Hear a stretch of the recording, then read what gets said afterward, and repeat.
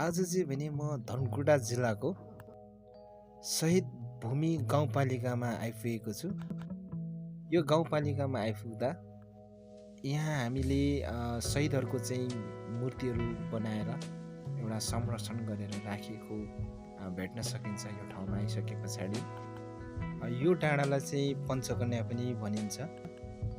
यो ठाउँमा आइसके पछाडि केही कोस तल हाम्रो एउटा चलेको मन्दिर, एउटा प्रचलित मन्दिर छिन्ताङ देवीको मन्दिर हामी जान सक्नेछौँ।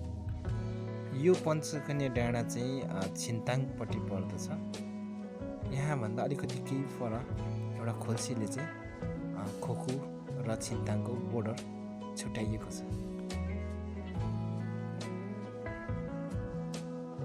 म यति बेला छिन्ताङको भूभागलाई छोडेर अहिले म तम्बरको पुलमा आइपुगेको छु।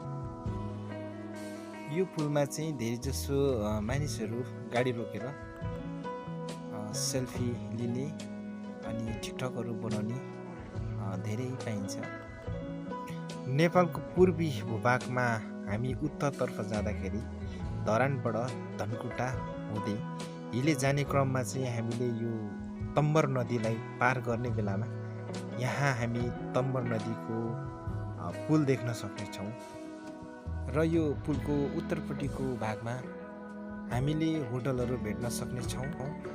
र अलिकति मास्तिर गए पछाडि धनकुटातर्फ जाने क्रममा दाहिनेपट्टि एउटा ठुलो गेट छ र यहाँ वृद्ध आश्रम पनि देख्न सक्नुहुनेछ। तम्बरको विशेषता भनेको 12 मास ओखु पाइन्छ यहाँ।